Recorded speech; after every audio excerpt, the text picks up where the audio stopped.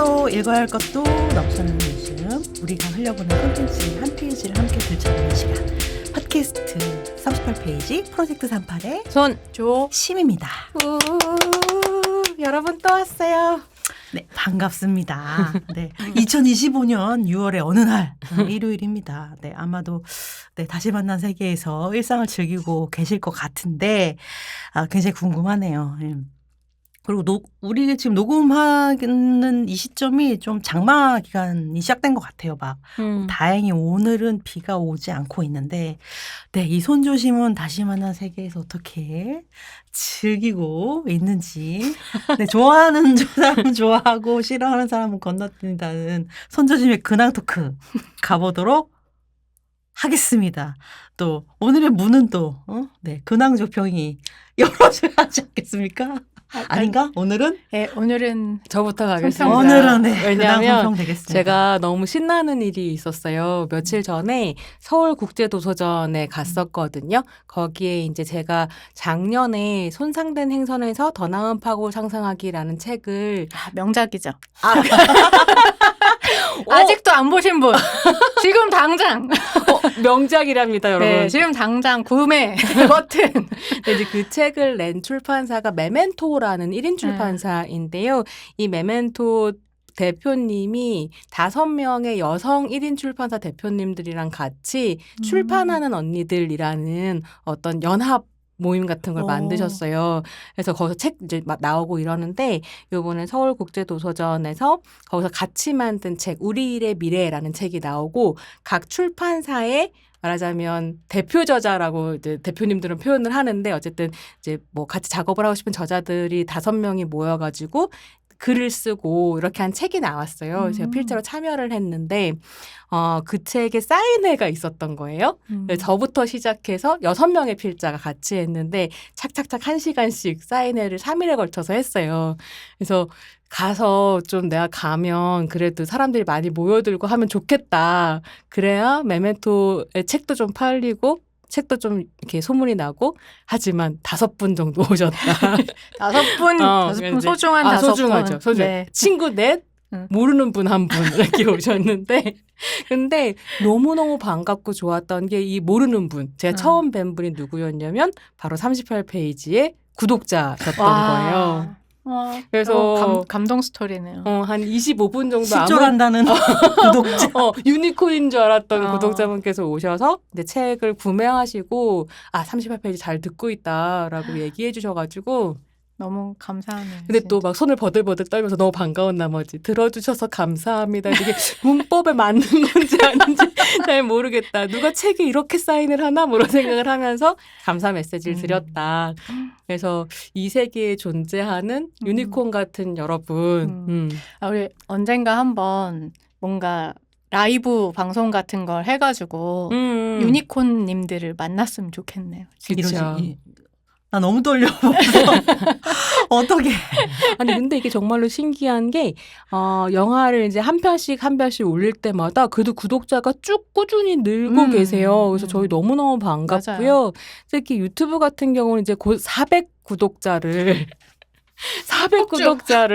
빵빵 앞두고 있다. 우리 500명 찍을 때 뭐 행사할까요? 500명? 1000명? 1000명. 네, 역시 조평은 여전히 큰 꿈을 가지고 있고 1000명을 향해. 그래도 1000명은 돼야 행사할 만하다. 네, 여러분들 1000명 때 저희 행사할 수 있도록 빨리 주변에 알려주세요. 그래서 저의 근황은 38페이지의 유니콘 구독자를 직접 만나본 썰이 저의 어떤 행복한 근황이었고요. 그래서 이제 이 근황을 전해드리면서 댓글 소개도 좀 같이 해야지. 댓글 굉장히 많이 달아주셔가지고요. 팟빵에서 옥느님이 정말 담비 같은 채널이라고 해주셨고요. 저희 되게 길게 달아주셔가지고 같이 보면서 울었어요. 열심히 하자. 반가웠고요. 스레이님께서 마야대련 편 재밌게 들었다 하면서 새 선생님께서 대련을 깊이 있으면서도 명료한 언어로 다뤄주어서 참으로 귀중한 시간이었다고 해주셨습니다. 그래서 요런 거 좋아요. 귀중한 시간. 기쁘다. 보물 같은 시간 계속 만들도록 노력하겠습니다. 링20님과 참깨통깨님은 해피엔드 편에 못다한 이야기들이 궁금하다라고 남겨주셨고요. 다음에 기대해도 되는 거죠? 라고 얘기해 주셔가지고요. 꼭 다루도록 하겠습니다. 기대 부탁드립니다. 대만 청춘 영화라든지 한국의 청춘 영화 이야기 이런 것들도 할 수 있는 기회를 좀 찾아볼게요. 그리고 유튜브에도 댓글 많이 남겨주시는데요. 조평사랑으로 일관하고 계시는 치마부키님께서 계속 유튜브 편마다 등장하셔서 조평사랑을 뽐내시는 중인데요. 저 너무너무 골수팬. 골수팬 너무 반갑고 놀리시는 거 아닌가? 근데 반갑고 좋은데 제 입장에서는 제가 조평한테 짓밟힐 때마다 너무 즐거워하셔가지고 그 순간에 그런 것 같아요. 그 포인트인 것 그걸 같아요. 좋아하시는 것 같더라고요. 내가 손평을 놀리거나 진짜 꺼져라 이럴 때마다 좋아하셔가지고 나는 살짝 서운할 수도 있겠지만 즐겁다. 그래서 자주 오셔서요 댓글 많이 달아주시면 좋겠습니다. 저의 근황은 여기까지. 네, 아주 중요하고 또 우리 38페이지를 현재를 진단할 수 있는 이 좋은 근황 있었습니다.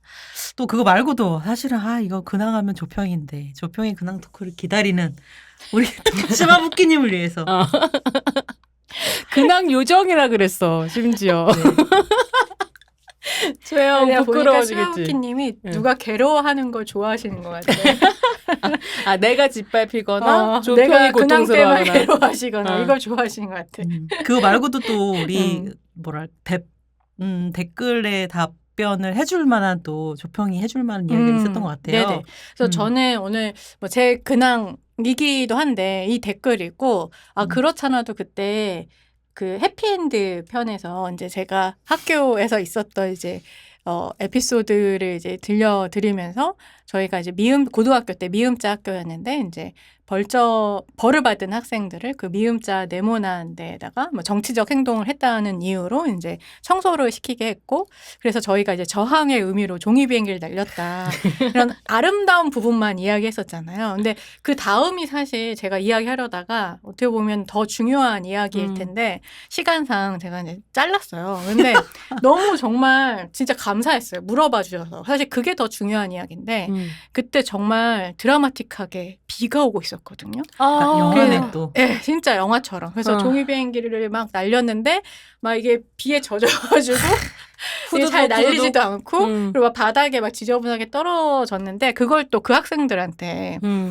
선생님들이 청소를 또 시키게 해가지고 그러니까 진짜 어떻게 보면 권력을 갖고 있는 사람들이 어떻게 이 저항하는 사람들 혹은 어떻게 보면 좀 약자라고 하는 사람들을 어떻게 짓밟을 수 있는지를 정말 효과적으로 짓밟는지를 잘 보여주는 전 그 순간이었던 것 같아요. 그 순간은. 그래서 완전히 모멸감을 주는 방식. 그러니까 저항 혹은 죄책감, 저항을 어쨌든 한 학생들한테 니네가 이렇게 하면 할수록 피해는 벌 받는 학생들한테 돌아갈 거야 라고 하는 그래서 이제 갈라치기를 하게 되는 이런 식의 하지만 물론 이제 그게 통하진 않았지만 정말 그런 모멸감과 이상한 죄책감을 불러일으키는 그런 어떤 방식 이 딱 권력의 어떤 정말 얍삽한 어떤 면이 아니었나. 그래서 그 댓글 달아주신 에비님이 추정하신 그 결말이 맞았다. 정확하게 이 결말을 예측하셨거든요. 종이 비행기는 그 사람들이 그 학생들이 하는 거죠. 치환해요. 네, 맞아요. 그래서 저는 아까 이제 그런 생각을 이건 잠깐 그냥 이 답을 하면서 생각을 하게 된 거네. 그때 이제 제가 어렸을 때 이야기를 하면서 누구나 하나씩 내 삶의 어떤 근간으로 가져가는 순간의 어떤 이미지가 있지 않냐. 크리스탈 이미지라고 했던 그런 게 있지 않냐. 막 이런 이야기를 했었는데 제가 이제 이 이야기랑 어떻게 보면 또 하나 되게 가슴에 묻고 사는 이야기가 있는 것 같아요. 근데 이제 제가 초등학교 때 되게 조그맣고 거의 1번 아니면 이제 2번 하는 되게 조용한 이제 모범생 같은 그런 여자아이였단 말이죠. 근데 이제 초등학교 5학년인가? 그때 제가 저희 학교에서 무슨 시범 학교로 돼가지고 이렇게 악단 같은 걸 꾸리게 됐는데 저한테 이제 작은북을 하라고 한 거예요. 어린 마음에 너무너무 서운하고 너무너무 어떤 뭐라 할까요? 하고 싶었던 거. 사실 하고 싶었던 것도 없어요. 그러니까 하지만 그 자체가 내가 작은 북을 했다는 거. 그래서 나도 큰 복을 하고 싶고 나도 바이올린은 부의 상징. 왜냐 바이올린 배운 사람이 그 얘기 없었기 들었던 때문에. 것 같아. 그래서 맞아요. 엄마한테 네, 그래서 엄마한테 막 바이올린 하고 싶지도 않은데 하게 해달라고 뗐었거든요. 근데 그때부터 저의 마음에 어떤 권력을 갖고 싶다는 어린 어떤 마음이 있었던 것 같아요. 근데 제가 그 다음에 바로 선도부, 옛날 선도부라는 게 있어서 선도부를 저한테 시켜준 거죠. 딱 그 5학년에서 6학년이 되던 시기였는데 그래서 완장 채우는 거. 완장을 제가 받는 순간 제가 완장질을 했어요. 어머, 지금으로는 정말 상상할 수 없는 아니, 일이다. 잘했을 것 같아요. 잘했을 것 같아요. 잘했죠. 어머. 그것도 모범생의 기질에 그렇지. 따라서 완장이 채워지는 순간 그렇게 하나하나 트집을 잡아서 그리고 또 애들을 그동안 막 불러세우고 신체적으로 그 약간 맞아요. 내가 좀 이렇게 억압당했다는 생각들이 있으니까 그걸 반대로 보이지 않는 키를 높여버리는 거지. 맞아요. 그래서 제가 그때 기억이 뭐가 남냐면 제 동생이 같이 다녔는데 그 학교를 3살 차이 나는? 2살인가 3살인가 하여튼 차이 나는 동생과 같이 다녔는데 걔를 불러가지고 벌을 준 거예요. 어머, 동생은? 왜? 너무 왜냐면 잘한다. 공정하게 해야 되니까. 진짜 환장. 그래서 그러니까 저는 이제 제가 이 얘기를 왜 하냐면 저의 마음에 언제나 작은 파시즘의 욕망이 있다는 걸 나에게도 있다. 나에겐 너무 있고 그것이 언제든 불씨가 타오를 수 있다는 걸 늘 언제나 가슴에 사실 두 개가 이렇게 묻고 제가 어느 순간에 저항할 수도 있지만 어느 순간에는 작은 파시즘을 묻고 있다는 걸 항상 뭔가 이렇게 되게 중요한 이미지로 좀 담고 있는 것 같아요. 세상에. 아니, 근황 얘기하면서 작은 파시즘까지. 내 안의 파시즘, 대중 파시즘, 작은 파시즘. 어떻게 할 것인가? 영어로 바로 들어가는 게 좋겠는데요. 죄송해요. 나의 근황 아니야. 나의 근황은 다음으로 넘기는 것이 좋겠다. 심평이야말로. 이거를 네 제가 어디 좀 갔다 왔는데 제가 LA에 가서 영화 한 편 보고 온 얘기 해드리려고 했거든요. 여러분들한테 이렇게 간단한 얘기지만 LA 가서 영화 보는 일은 너무 힘듭니다, 여러분. 아니, 약간 막 이런 거 아니야? 스시 먹고 싶어갖고 일본 갔다 와서 이런 느낌인데? 요즘에 우동 먹고 싶어서 헐리우드로? 우동 먹고 싶어서 LA는 많이들 가시는 것 같고 네 제가 LA 가서 여러분 매트릭스를 보고 왔다는 소식을 전해드리는데 제가 아주 큰 관심이 있어서 시작된 건 아닌데 제가 같이 살고 있는 남편님께서 이런 곳에 좀 관심을 갖고 있고 또 최근에 그런 뭐랄까 작업들을 좀 하고 있어가지고 어떻게 가게 됐는데 지난 시간인가 손평이 그 라스베가스에 있는 스피어라고 하는 돔 형태의 어마어마한 큰 공연장이고 보고 싶어. 극장이고 한 장소에 대한 얘기를 해주셨잖아요.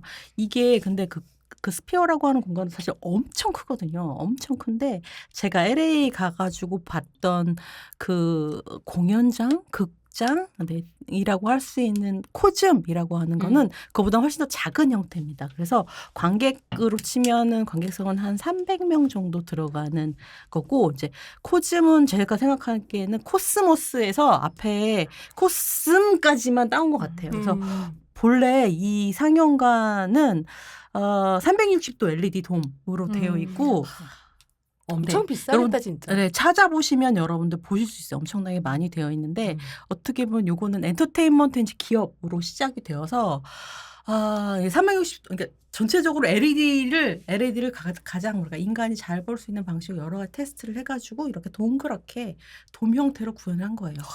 우리 옛날에 왜 우리 같이 공부할 때 프레임드라고 하는 책 같은 거 했던 거 기억나요? 그래서 이 테크놀로지가 쭉 바뀌어도 아마도 뭐 영화나 아니면 뭐 비디오나 이런 시각 매체의 프레임은 사라지지 않지 않을까? 사각 프레임은 그대로일 것이다. 라고 하는 이야기를 좀 담은 그 철학적인 서적이기도 했는데 그 생각해 보면 최근에 이제 이렇게 돔 형태로 뭐랄까 스크린이 변화하고 있는 걸 보면 여러 가지 생각이 들더라고요.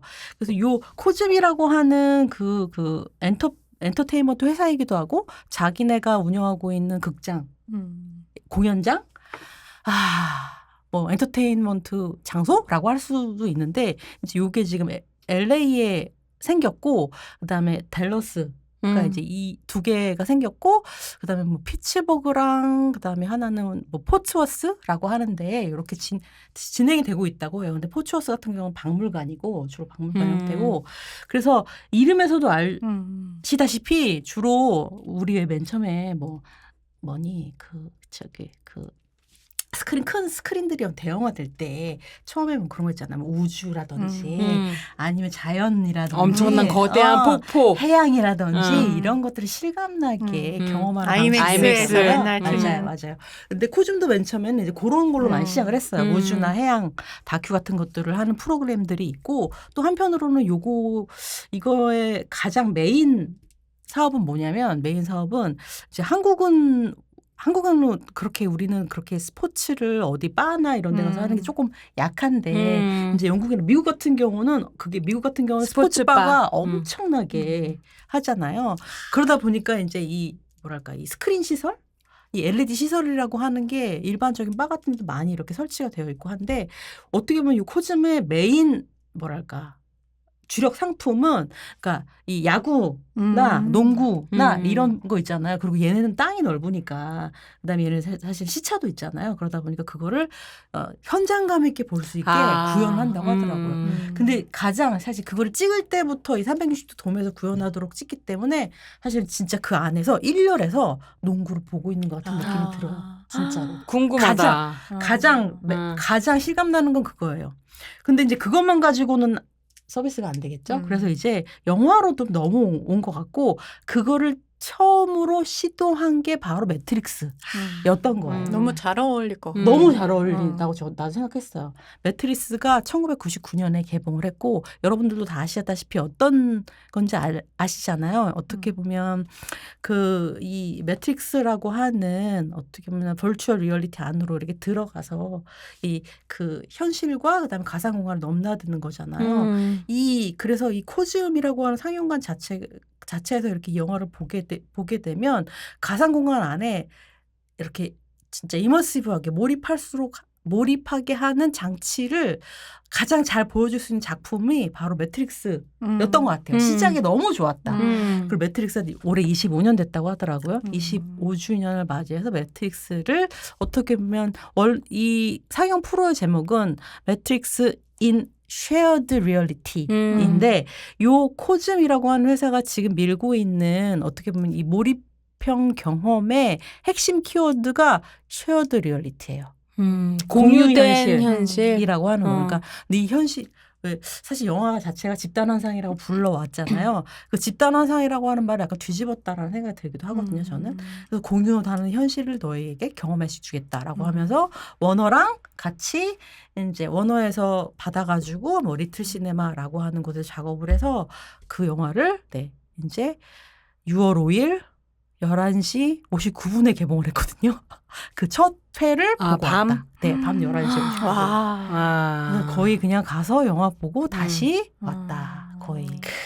굉장히 특별한. 초밥 먹으려고 교토 갔다 왔네. 예, 이거는 진짜 이거에 열정이 있는 남편 덕분에 봤는데 이 경험을 좀 적어보고 좀 생각해보는 것도 좋겠다. 이것도 연구 프로젝트 가야지. 그렇습니다. 연구 요정. 네.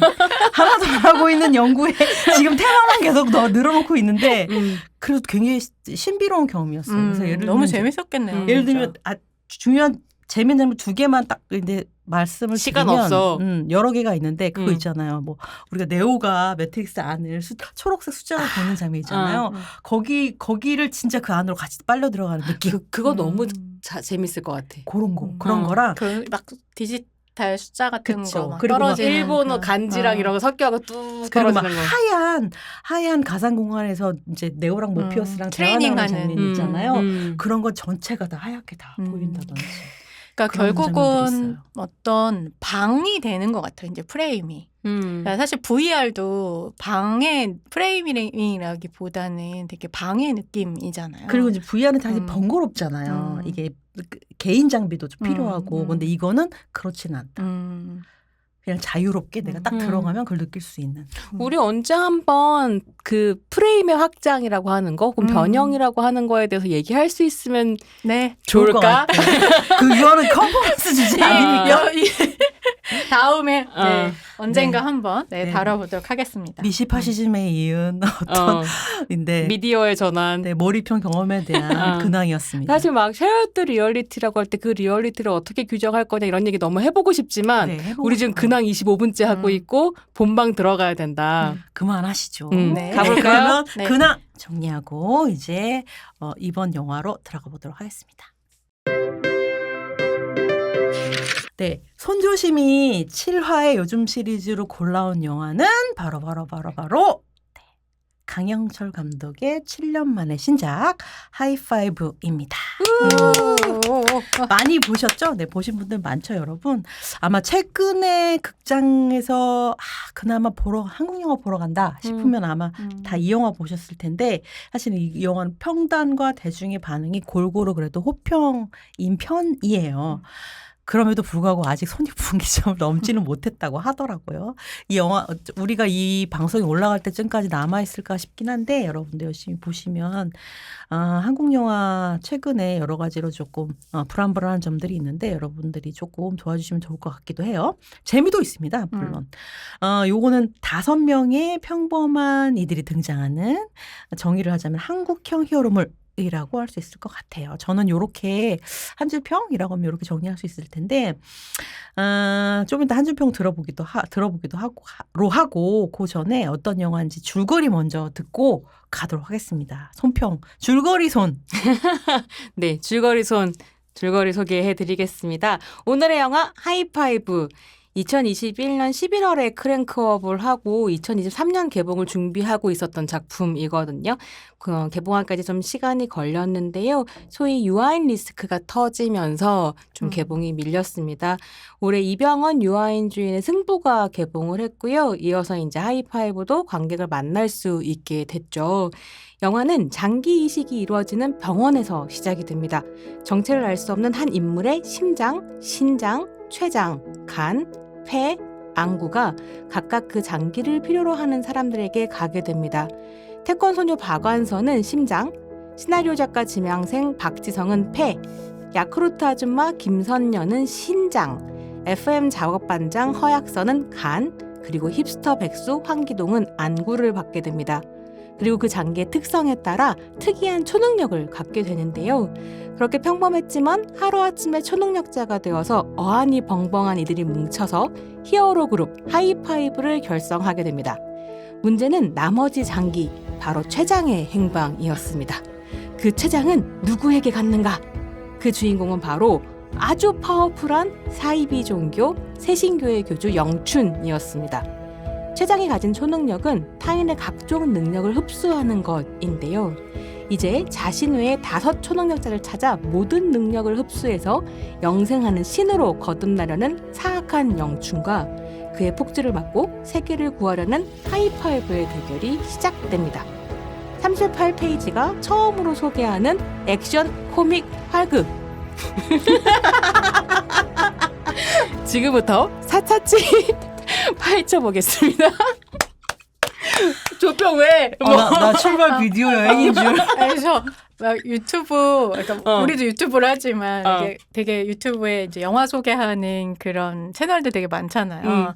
되게 100만 구독자를 가진 마음은 100만이야. 되게 그런 식의 진행이었어요. 새로웠습니다. 역시 줄거리 손이야.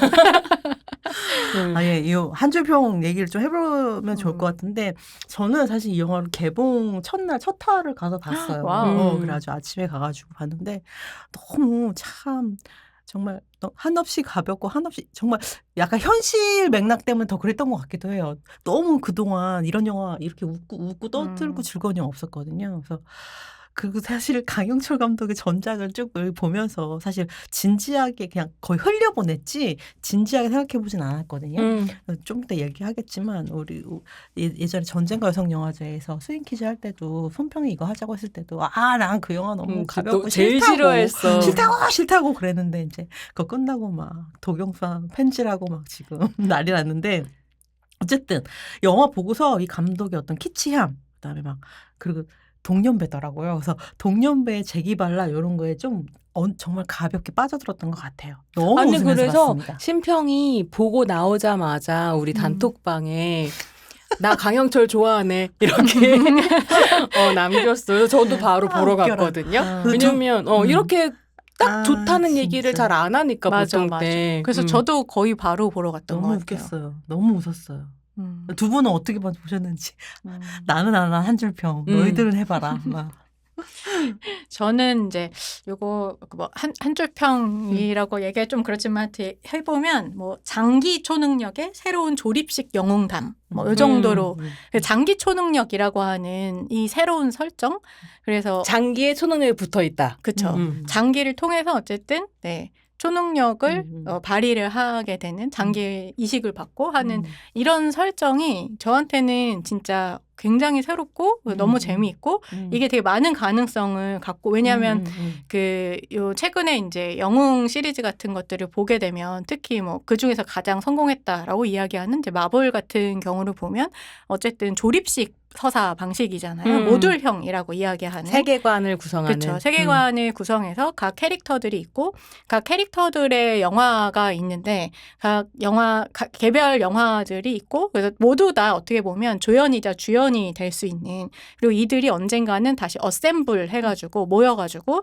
또 다른 영화를 만들고 흩어졌다가 모여졌다가 하는 어떤 이런 방식의 어떤 이런 방식이 사실상 하나의 어떤 성공 케이스가 되었기 때문에 그런 것들을 만들기에도 상당히 좋은 방식이다라고 생각을 했었던 것 같아요. 헐리우드 스타일의 영웅 어떤 그 모듬을 만든 그쵸. 방식을 한국형으로는 조금 더 네, 그래서 이제 그런 식의 뭐 재밌겠다. 유니버스나 아니면 조립식 서사라고 모듈형 서사라고 얘기하는 설정에 되게 잘 맞고 장기를 통해서 뭔가 초능력을 발휘한다 이런 거는 특히 되게 재밌었던 것 같아요. 되게 아픈 사람들이잖아요. 결국은 그래서 거의 정말 치명적인 장기들이고, 그러니까 굉장히 중요한 장기들이고 이거 없으면 만약에 죽었을 수도 있는 사람들이기 때문에 오히려 이제 그런 사람들이 초능력을 갖게 되고 그리고 그들이 뭔가 영웅이 된다라고 하는 이 설정은 저에게는 굉장히 신선하고 맞아요. 재미있다. 하지만 거기까지. 저에게는 그것이 가장 큰 장점이고 그 다음부터는 물론 또 하나의 장점은 있습니다. 제가 이재인 배우를 되게 좋아하기 때문에 이재인 배우의 캐릭터도 너무 좋았고 그러니까 이재인 배우의 연기라든가 이런 것들 어쨌든 주인공 격인데 굉장히 뭔가 이 리드하는 것도 좋았고 전반적으로 이재인 캐릭터와 서사와 뭐 이런 것들은 다 좋았던 것 같아요. 이재인의 액션도 좋았고 근데 그 다음부터는 제가 사실 이 영화를 보면서 저는 이제 관객들이 굉장히 많을 때 봤었는데 모두가 다 함께 웃고 있는데 저만 소외된 것 같은 한순간도 사실 재밌지 않았어요. 그냥 솔직히 말씀드리면. 그래서 내가 진짜 어떻게 해야 되지? 이런 생각을 했었는데 뭐 어쨌든 그래도 이야기할 거리는 있겠다. 그래서 이제 뭐 이야기하는 거 특히나 최근에 한국 영화 중에서 어쨌든 이 정도 흥행한 영화는 없었기 때문에 이야기를 하고 또 뭐 다른 한국형 뭐 영웅 서사 혹은 초능력 서사라고 하는 이런 여기들도 같이 해보면 좋겠다라는 생각이 들었습니다. 조평의 미감은 아니었다. 하지만 설정과 가능성이 네. 이제 많다고 네. 생각했다는 거. 아니 그래서 나는 이거 보고 나와서 원작이 있는가가 사실 궁금했었어요. 아니 아이디어가 너무 좋아서 근데 이게 강영철의 아이디어라면 나 그것만으로도 굉장히 높이 사고 싶다 이런 생각 좀 했었던 것 같아요. 저의 한 줄 평은 한국엔 참 좋은 배우가 많다. 강현철은 그걸 참 잘 보여주는 감독이다. 그래서 저는 이 영화 되게 좋아했는데요.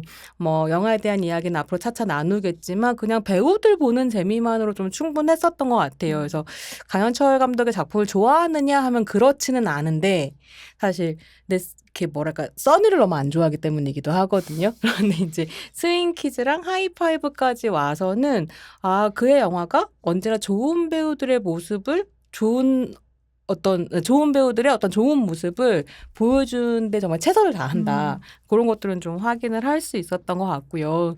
안재홍, 유아인, 김희원 캐릭터들 너무 좋았고 개인적으로 라미라는 조금 아쉬웠고 워낙 좋아하는 배우여서 좀 더 아쉬웠던 것 같고 이재인과 박진영은 정말 훌륭했다. 그래서 저는 한국 영화 세대 교체 되게 오랫동안 기다렸거든요. 그러니까 여전히 송강호, 이병헌, 최민식 이런 사람들을 봐야 된다는 게 너무 지긋지긋해가지고. 근데 최근에 영화들에 좋은 젊은 배우들이 나오고 있는데 영화 산업이 막 좋지 않잖아요. 그래서 이 배우들이 빛을 볼 수 있는 영화가 많지 않다는 게 너무 아쉽더라고요. 그래서 이재임, 박진영도 스크린에서 좀 더 많이 볼 수 있으면 좋겠다 이런 생각을 좀 했습니다. 지금 이제 두 분 한 줄평 들으면서 한 줄평이 길긴 하지만 앞으로 얘기할 여러 가지 팁들이 많이 들어있어가지고 기대 많이 하실 것 같은데 지금 강영철 감독 얘기를 조금 손평이 조금 해줬는데 그럼 좀 약간 좀 그래도 좀 정리된 방식으로 우리 강영철 감독에 대해서 조평이 좀 얘기를 해주시면 좋을 것 같아요. 그 강영철 감독은 아마 그 필모를 보면 대부분 다 아는 영화일 거예요. 그만큼 상업영화 감독으로서 사실 성공한 감독이다라고 이야기를 할 수가 있고 첫 작품 데뷔작부터 엄청난 성공을 거뒀죠. 그래서 2008년에 차태현, 박보영 주연의 가족 코미디 가속 스캔들 이 영화로 데뷔를 했는데 이 영화가 사실은 굉장히 소품이잖아요. 그래서 휴먼 코미디이고 차태현이 이제 한물간 뭐 연예인인데 라디오 DJ이자 연예인인데 30대 중반에 근데 갑자기 20대 초반에 박보영이 나타나가지고 내가 네 딸이다. 근데 딸 내가 맞는 게 아니야. 내가 지금 6살짜리 아들이다. 그래서 손자까지 데리고 와서 갑자기 나타나가지고 이제 거기서 이루어지는 해프닝 같은 그러면서 이제 차태현, 박보영 다 나름대로의 어떤 성장담, 가족이 된다는 건 뭐냐? 뭐 이런 얘기를 하는 코믹 휴먼 드라마예요. 되게 소품이라면 소품이죠. 여기서 너무 재밌는 게 뭐냐면 이게 너무 작고 너무 소품이고 차태현은 이게 될 거라고 전혀 생각을 안 했다는 거예요. 맞아요. 그래서 계약할 때 그냥 뭐 이렇게 그냥 러닝 대충, 개런티 안 하고. 러닝 네. 개런티 다 안 해가지고 이 다음부터는 차태현이 꼭 반드시 러닝 개런티를 러닝 한다는. 이게 800만이나 저도 이게 흥행했다고 생각했는데 다시 한번 기록 보고 깜짝 놀라게. 진짜 엄청난 거죠. 800만. 그래서 그리고 이제 이 다음에 나왔던 이제 영화가 바로 써니입니다. 네, 써니가 2011년에 나왔는데 저는 써니가 워낙 신드롬이었기 때문에 더 흥행을 했었을 거라고 생각했는데 요거는 700만 좀 넘게 늘었더라고요. 그래서 그것도 많은 건데. 그러니까요. 근데 이게 워낙 좀 가속 스캔들 800만에 갑자기 좀 깜짝 놀라가지고 놀랐죠.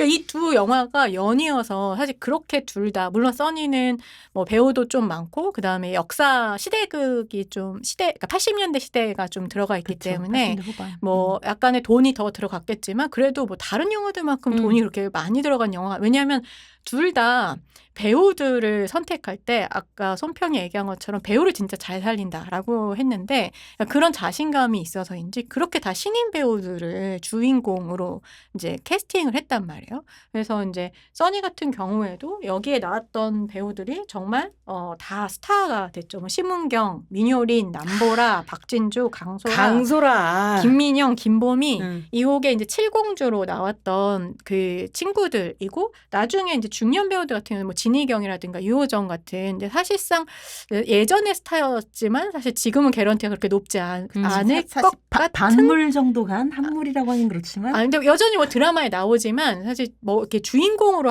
이렇게 캐스팅 될 만한 그런 당시에는 그런 배우들은 아니었기 때문에 이 배우들을 써서 이 700만이 넘고 사실 써니 신드롬이라고 하는 그리고 이렇게 많은 신인 스타들을 연기력이 탄탄한 스타들을 이렇게 만들어낸다는 게 정말 쉽지 않은 것 같아요. 그래서 여기서 조금 또 양념을 또 치면 지금 이 친구들 있잖아요. 심은경, 민효린, 남보라 등등등 이 친구들이 지금 써니 때부터 15년 동안 너무 친구를 잘 지냈다는 거예요. 그래서 이걸 가지고 지금 예능을 찍고 있습니다. 여러분. 맞아. 예능을 찍어요. 심은경 너무 좋아요. 심은경의 한국 컴백 작품. 근데 메인은 김민영, 김보미, 뭐 강소라 이런 것 같고요. 그래서 이제 그리고 모든 멤버들이 다 나오는 방식으로 예능이 나올 것 같아요. 지금 찍고 있다고 합니다. 근데 이게 너무 기대돼요.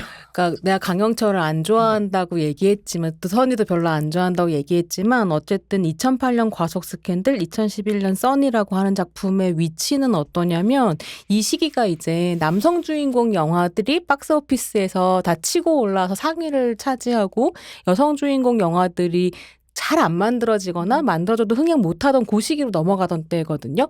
독보적으로 여성 주인공이 등장해서 이 정도의 흥행을 한 영화는 사실 강영철 영화밖에 없어요. 맞아요. 그리고 둘 다 재밌어요. 대중적인 호평도 있었지만 사실 비평가들의 평도 굉장히 좀 나름 되게 괜찮고, 그러니까 논문도 많이 나올 정도로 써니 뭔가 같은 경우는 예, 맞아요. 독특한 어떤 그 시대 정신이라고 하는 것을 저는 이제 그게 부정적이든 긍정적이든 간에 잘 포착한 부분이 분명히 있다. 맞아요. 이렇게 아쉬움이 많긴 하지만 예, 생각을 할 수 있어요. 그리고 이제 어떻게 보면 가속 스캔들에 이어서 써니도 이 앙상블 영화라고 하는 것을 이 강영철 감독이 잘하는구나라고 하는 것을 정말 이렇게 확신하게 해준 그런 어떤 영화. 그리고 이 이후의 영화들까지 다 보게 되면 이것이 어떻게 보면 상업영화 감독으로서는 좀 드물게 자기만의 인장을 갖고 있다라고 하는 생각이 들게 만든. 의외로 작가 감독이야. 작가 감독이에요?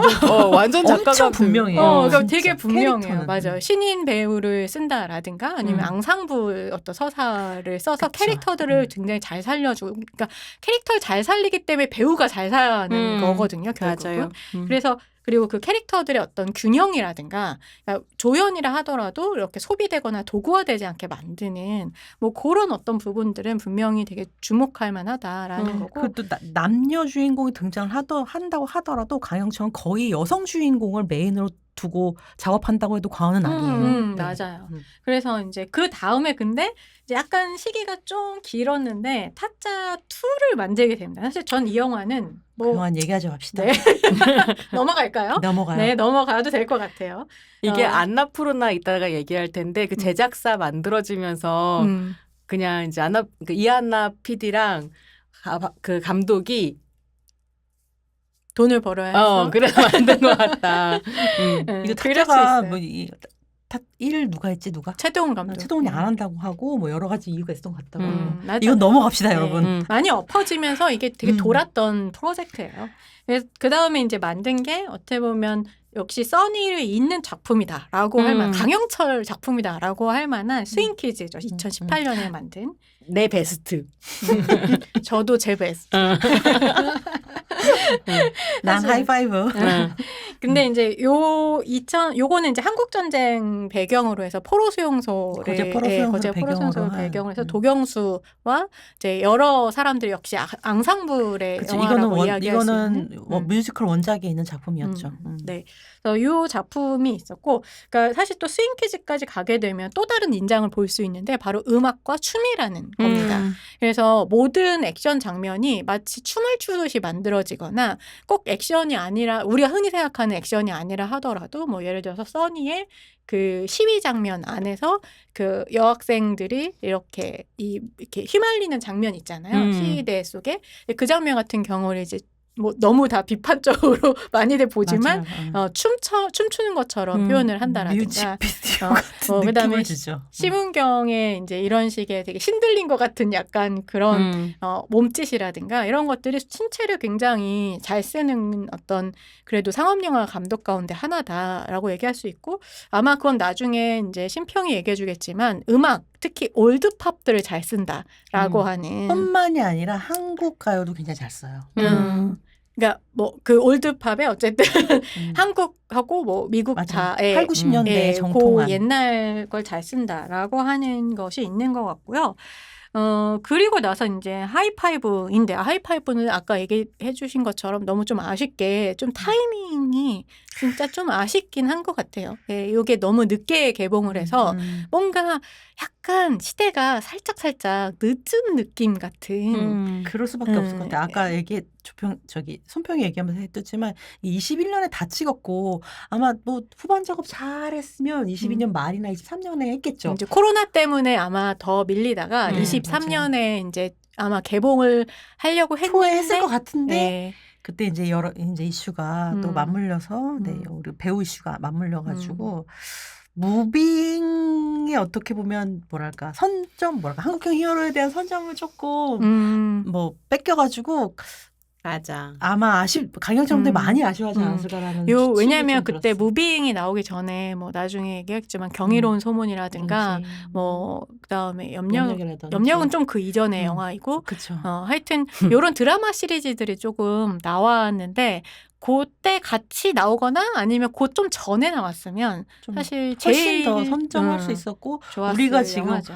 하이파이브 보고 있는데 아마도 그때 23년에 그걸 했으면 음. 올해는 2편을 볼 수 있지도 않았을까라는 생각이 그렇습니다. 그래서 뭐 지금 뭐 신작 준비하고 있다는데 조석 웹툰 문유를 이제 가지고 와가지고 신작을 네, 준비하고 아포칼립스이기도 하고 SF 코미디 다 섞여 있다고 해요. 음. 그래도 저기 주연은 캐스팅이 됐나 봐요. 손석구님 나오신다고 합니다. 아. 뭐 영화 잘 되겠네요. 네, 그렇습니다. 네. 네. 근데 좀 궁금하다. 강영철의 유머 리듬과 손석구의 유머 리듬이 만나면 어떤 기이한 조합이 그렇죠. 나올지. 왜냐하면 제가 며칠 전에 바이러스도 봤거든요. 그 저기 배두나랑 이것도 찍은 지 좀 오래된 영화예요. 배두나랑 손석구랑 티키타카하는 연애 로맨스인데 거기서도 손석구 너무 유머가 되더라고. 그렇게 되면 리듬이 좋아. 그럴 좋은 것 같아요. 배우야. 티키타카 될 것 같다는 생각이 듭니다. 약간 뭔가 올드한 느낌이 사실 강영철 감독한테 있고 그게 저는 과속 스캔들이나 써니 스윙키즈는 좀 흥행이 안 됐지만 어쨌든 먹혔다고 생각을 하거든요.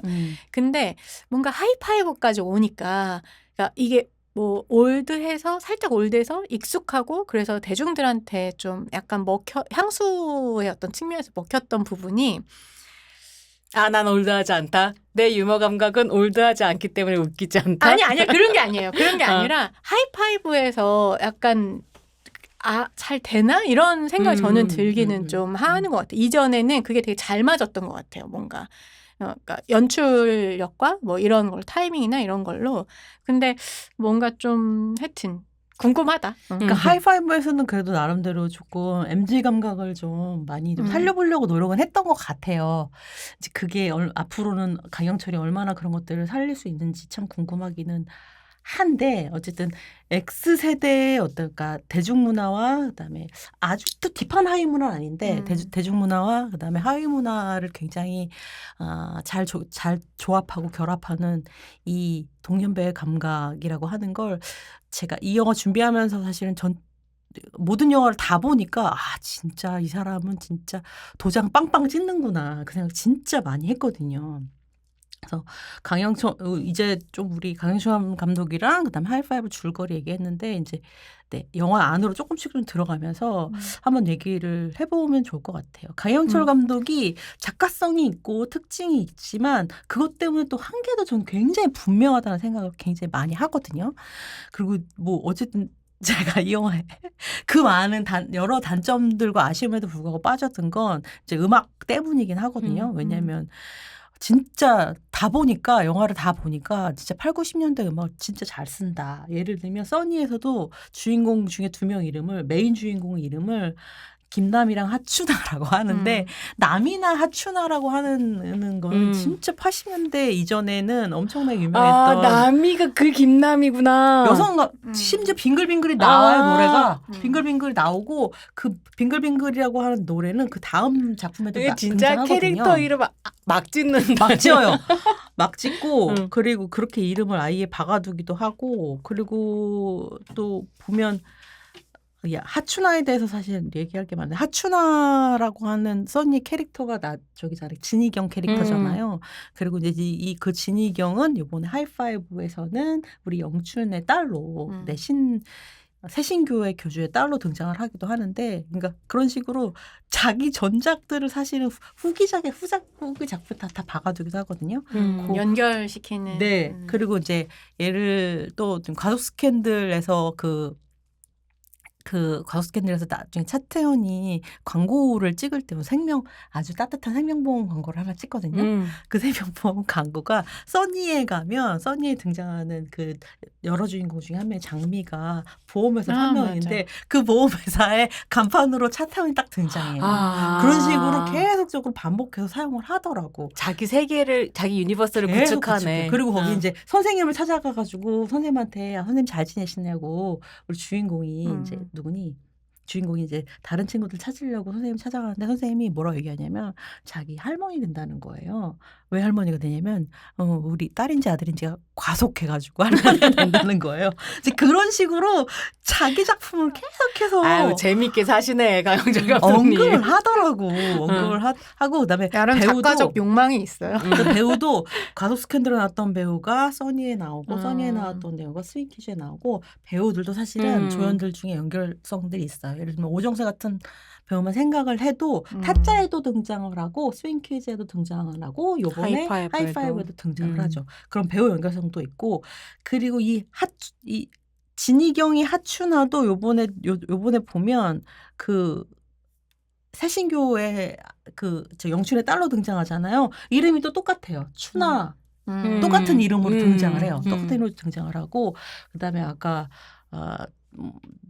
얘기했던 것처럼 그 하이파이브의 그 이름 중에 뭐 완선 약속 이렇게 이름 아무렇게나 짓잖아요.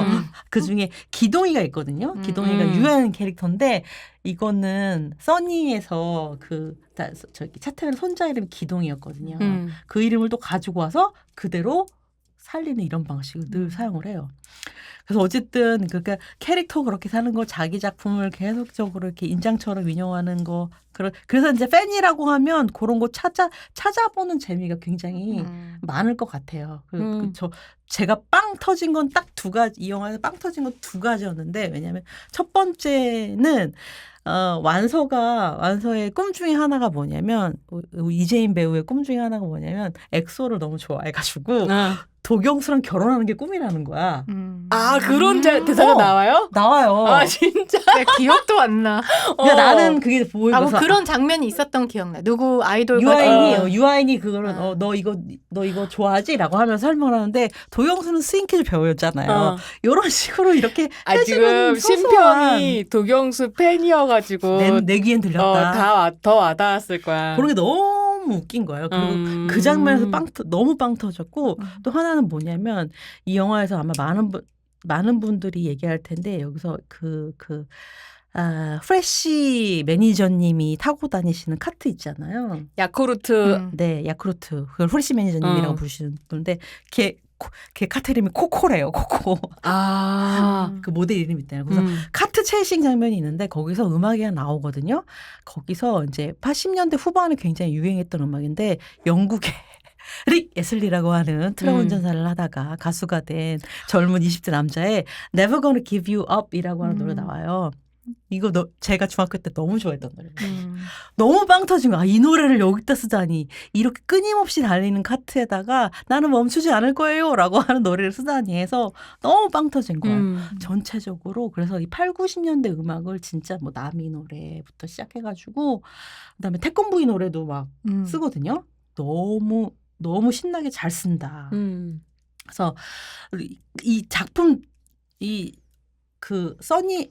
과속 스캔들부터 지금까지 다 모든 작품을 김준석 음악 감독하고 같이 했대요. 뭐 비수, 나의 아저씨, 더글로리 다 그렇게 하신 분인데, 그러니까 강영철 감독하고 또래여가지고 굉장히 어떤 둘이 그런 커뮤니케이션이 잘 되나 봐요. 그래서 음악을 진짜 너무 신나고 재미있고 한편으로는 비슷한 또래들한테는 레트로한 감성으로 금방 빠져들 수 있게 하는 방식. 그다음에 자기 작품 팸에 대해서는 하나씩 이렇게 팁을 주어서 그걸 찾게 하는 그런 그런 매력 같은 것들이 있어가지고 저는 푹 빠져들었거든요. 그래서 굉장히 재밌었다라고 하는 얘기가 좀 들었어요. 저는 그래서 그런 점들 굉장히 재밌었다. 또 혹시 여러분들 중에 또 재밌었던 거 얘기를 해주시면 좋을 것 같아요. 그런 포인트들. 저는 이제 뭐 이 영화의 가장 큰 장점은 역시 앙상블 영화였다라는 점인 것 같고, 뭐 안재홍이랑 김희원이랑 그다음에 이재인 이런 배우들을 워낙에 좋아하니까 그냥 배우 보는 것만으로 충분히 되게 재미있었거든요. 그런데 왜 내가 강영철 영화를 별로 안 좋아하는가라고 하는 걸 생각을 좀 해보면 이 진희경이 연기한 하춘아 캐릭터로 설명이 좀 되겠구나 이런 생각도 들기도 하더라고요. 그러니까 써니에서 그런 거잖아요. 춘아가 죽을 병에 걸려서 자기가 고등학생 때 같이 친하게 지냈던 친구들을 하나하나 찾아가지고 미션을 하나씩 주죠. 그래서 그 어떤 성장을 이뤄내고 미션을 컴플리트하면 내 재산을 이제 나눠준다든지 아니면 뭐를 꿈을 이뤄준다든지 이런 방식을 하고 떠나는 캐릭터였단 말이에요. 그래서 그때 이 추나 캐릭터가 굉장히 신자유주의적인 자기 개발을 추동하는 자본으로서 등장했다. 이런 해석이 있기도 했었거든요. 근데 이 강영철 감독이 가지고 있는 어떤 뭐라 그럴까요? 사고방식이랄까? 세계관이랄까? 이런 것 중에 한국의 민주화보다는 자유화가 훨씬 더 한국 사람들을 살기 좋게 만들었어. 라고 하는 어떤 태도가 있다고 저는 느끼고 그게 이 써니에 대해 강하게 드러났다고 생각하거든요. 왜냐하면 써니 같은 작품을 보면 그런 식의 설정이 나와요. 그 주인공의 오빠인가가 386 운동권이었는데 이 오빠가 나중에 되게 착취적인 중소기업 사장이 돼서 외국인 노동자들을 막 착취하거든요. 그래서 과거의 민주화운동 한내라고 니네들이 떠들고 다녀도 지금은 이렇게 쓰레기 같은 존재야를 되게 강조하는 방식으로 오빠 캐릭터를 보여준단 말이에요. 그리고 그래서 이제 민주화보다는 추나처럼 돈 많이 번 좋은 사람이 오히려 여성들에게는 시장적 자유 안에서 해방시켜 줄 수 있다는 식의 세계관을 가지고 있다고 써니를 느꼈던 것 같아요. 그리고 지금 이제 하이파이브에 오게 되면 그런 식의 설정은 되게 많이 약해지긴 하지만 어쨌든 이 추나라고 하는 영춘의 딸 아버지가 사이비 위주로서 어떤 사이비 종교 세계를 열어놨는데 이걸 팔아넘기려고 하잖아요. 그러니까 이런 식으로 약간 그 시장주의라고 하는 게 연결되어 있다. 근데 하이파이브에서는 써니처럼 그렇게 저열한 방식으로 민주주의를 폄하하고 민주화 운동을 폄하하고 시장화를 긍정하지는 않는 것 같다. 이런 생각이 좀 들었거든요. 네, 다만 하이파이브에서 요 연결성 안에서 제가 좀 불편했었던 건 뭐냐면 그 댓글을 다는 사람들 중에 좌파임내 진보임내 하는 애들이 사실은 쓰레기였잖아라는 식의 얘기를 대사가 나오는데 안재홍이 이제 시나리오 작가 지망생으로 되게 자기가 옳은 척하고 PC한 척하지만 사실 악플러였다.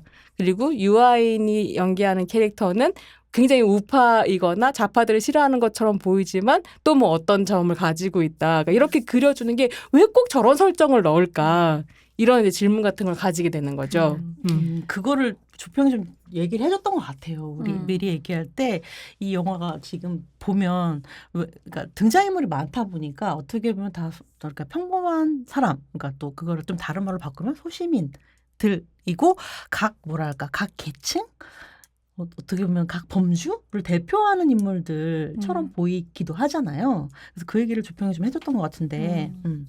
근데 저는 이제 손평 얘기 일부는 동의하고 일부는 사실 조금 과한 어떤 평가다. 그러니까 너무 강영철 감독을 과하게 봐주고 있다. 왜냐면 라는 생각도 사실 들어요. 한없이 왜냐면 얕기도 하거든요. 그러니까 이게 그런 어떤 의도를 갖고 있다. 그건 스윙키즈도 사실 마찬가지였고 스윙키즈에서도 약간 이렇게 살짝 부딪혔던 것 같은데 그때도 저희가 이제 스윙키즈를 가지고 작년에 전쟁과 여성영화제라고 하는 곳에서 그 토크 프로그램을 했었거든요. 유튜브 채널에도 가보시면 여러분들 저희 1시간 동안 저희끼리 스윙키즈 가지고 떠드는 걸 볼 수 있습니다. 예. 근데 이제 그때도 그렇게 이야기를 했었는데 이게 사실 어떤 이데올로기, 그러니까 이게 좌파는 나빠 혹은 우파는 뭐 그래도 좋아 이런 거라든가 아니면 나는 시장 만능주의 혹은 당시 민주화 운동은 뭐 약간의 되게 위선이야 이렇다라기보다는 모든 거는 다 입체성을 갖고 있어라고 하는 아주 얄팍한 상상력.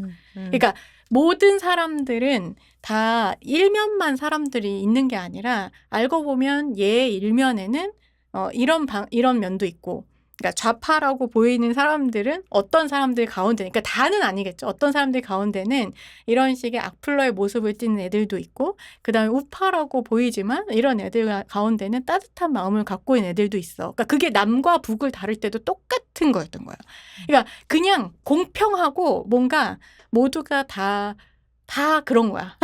그래서 어디 그러니까 어느 이데올로기가 한 사실은 없는 게 문제인 거지. 밀어붙이지 않아요. 이데올로기가 없는 게 문제인 거지. 제가 보기에는 어떤 이데올로기를 편들고 있지 않다. 그러니까 이데올로기가 없다고 생각하지만 그렇게 해서 드러내는 어떤 재현들이 사실 너무 이데올로기적인 게 문제라고 난 생각하거든요. 그러니까 왜 민주화가 비판받을 수 있죠. 근데 민주화의 어떤 저열한 부분을 굉장히 과장해서 보여주지만 시장주의의 어떤 저열한 점은 좋은 점으로 보여준다는 거예요. 근데 그 전제는 그럼 조평처럼 해석하려면 그 전제는 우리가 시장주의는 나빠, 민주화는 좋은 거야를 공유하고 있다는 합의 안에서 나오는 해석이지만 사실 그렇지 않거든요.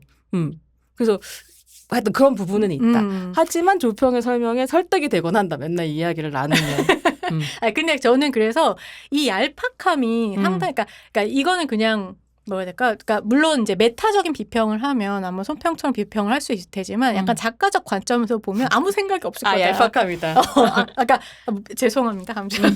그러니까 생각이 없다는 게 아니라 그냥 서사를 짜는 와중에 어떤 하나의 기법으로 생각을 하는 것 같아요. 이 사람만의. 그래서 그냥 캐릭터를 한 면만 보여준 게 아니라 조금 입체적으로 보여주기 위해서 이렇게 해야겠다라고 하는 그런 어떤 방식으로 가게 되는 거 아닌가? 근데 그게 은근히 굉장히 저는 이 부분이 오히려 더 비판적인데 비판적이기도 하고 장점이라고 생각하기도 한데 그 스윙퀴즈 할 때도 저희가 똑같은 얘기를 했었던 것 같은데 굉장히 흔히 말하는 되게 폴리티컬리 코렉트한 PC한 그렇죠. 다양성처럼 보이기도 해요. DNE를 다 깔아서 다이버시티랑 뭐랄까 그 이퀄티랑 겉티까지는 아니어도 인클루전, 포용이랑. 그러니까 그래서 이제 다양성과 포용성을 엄청 얇게 깔아놓죠. 특히 이제 소시민 캐릭터를 워낙 좋아하기 때문에 소시민들 중에서도 약한 사람들, 여기서는 지금 다 아픈 사람들, 단순히 아픈 사람들이 아니라, 그러니까 저는 이 정도의 이제 장기 이식을 받을 정도면 뭐 그래도 새 삶을 받는 거죠. 새 삶을 받는데 이제 그 굉장히 아픈 사람들이고 또 그리고 사실 상황이 그렇게 좋지 않아요. 어떻게 투병 생활을 했는지 상상이 잘 안 갈 정도로 왜냐하면 그 투병 생활을 하기 위해서 또 장기식을 받기 위해서는 어쨌든 돈이 드는 건데 혹은 누군가의 서포트가 필요하단 말이에요. 그런데 지금 이제 완서를 빼고는 다들 그다지 서포터가 가족이든지 친구든지 누구든지 서포터가 없는 것 같고 도대체 어떻게 장기이식을 받았을까라고 하는 그 이식을 받기까지 어떻게 병원 생활을, 투병 생활을 어떻게 견뎠을까라고 하는 생각이 들 정도의 사람들이란 말이죠.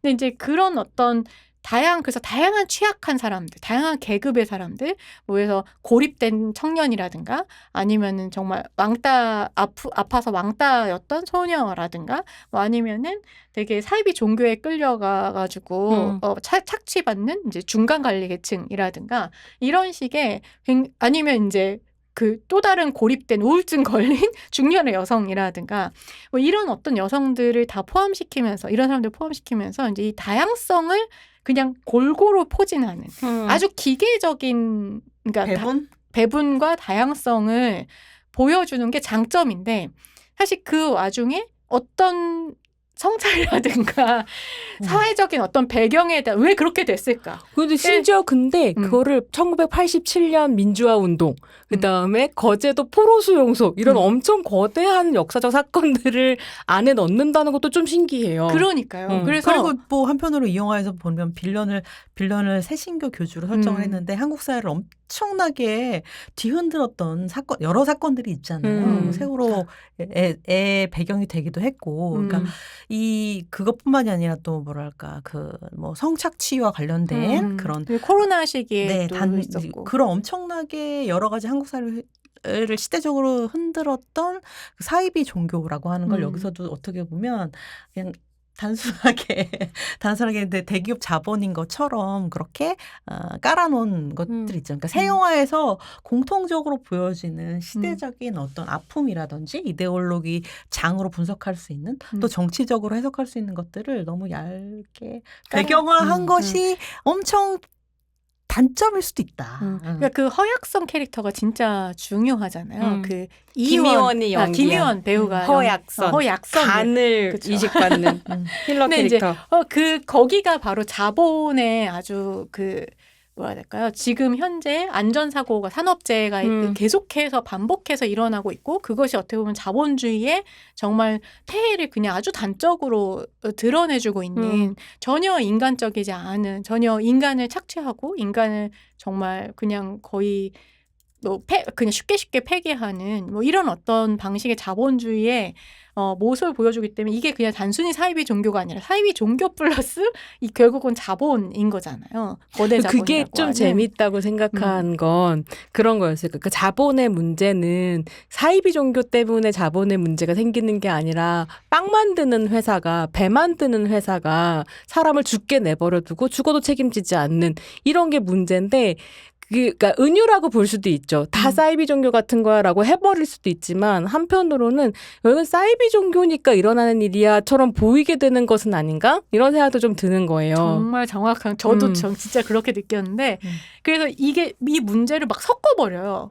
그래서 문제가 뭔지 모르게 만들어버려서 그냥 그 취약하고 사회적 약자인 이 캐릭터들만 결국은 남게 되는 그러니까 그게 상당히 재미있지만 아쉬운 점이죠. 늘 많이 아쉬운 점이죠. 비판적이고 아쉽게 되는 그런 지점이긴 그러니까 한 이게 것 그래서 이제 같아요. 생각하게 되는 게 뭐냐면 그럼 이 대중성이라고 하는 게 뭐냐라고 하는 걸 이제 생각을 하게 되는 거죠. 이런 장을 펼치고 이렇게 시대 정신을 갖고 있는 것처럼 보여지는 장을 펼치고서 생각보다 그 얘기를 너무 그러니까 한 번 보고 그냥 웃어 넘기게 하는 방식으로 서사를 짜는 거에 대해서 너무 이제 조금 더 밀어줬으면 하는 관객들은 아쉬움을 느낄 수밖에 없는 것 같아요. 그래서 그런 부분이 늘 강영철이 갖고 있는 아쉬움이다라고 하는 거겠죠. 그렇죠? 그 부분을 좀 이 아쉬움을 조금 넘기면서 이 앙상블 영화라고 하는 거랑 우리 캐릭터 배우 얘기를 조금 더 해봐야 될 것 같아요. 네. 어찌 보면 그 주인공, 그러니까 써니부터 하이파이브까지 생각하면 굉장히 엄청난 복수의 주인공들 활용해서 이렇게 앙상블 영화를 또 코미디 활용하는 방식을 사용하고 있는데, 요런 거 어떠셨는지. 네. 일단 앙상블 영화 뭔지 아주 간단하게 좀 설명해 주시면 좋을 것 같아요. 앙상블 영화는 이제 지금 말 그대로 정말 앙상블, 그러니까 굉장히 여러 명의 인물들이, 그러니까 한 명의 주인공의 서사를 이렇게 따라서 간다라기보다는 여러 명의 인물들이 이제 균형 있게 등장하면서 뭐 그것이 전체적인 어떤 서사의 분배라든가 사실 캐릭터에 대한 조명이라든가 이제 여러 가지가 있을 텐데, 각자의 서사가 이제 전체 이야기 속에서 상호작용하거나 병렬적으로 전개되는 이제 영화 형식 혹은 영화 서사 뭐 이런 것들을 K-pop 무비에서 조금 이런 그죠. 걸 많이 했죠, 그죠? 최동훈 감독 같은 시리즈라든지 뭐. 최동훈 감독도 앙상블 영화를 잘 만들고 맞아요. 사실 그 누구죠? 기생충? 봉준호 봉준호 감독도 앙상블을 상당히 잘하는 감독 가운데 하나다, 이렇게 얘기할 수 있을 것 같아요. 그렇게 되다 보니까 아까 또 조평이 얘기했던 것처럼 또 히어로물에서는 그게 또 각각 본래는 스피노프인 것이니까 아니었지만 본래는 각각의 영화였지만 그게 또 하나로 모여가지고 모듈 형태가 돼서 합체하는 거죠.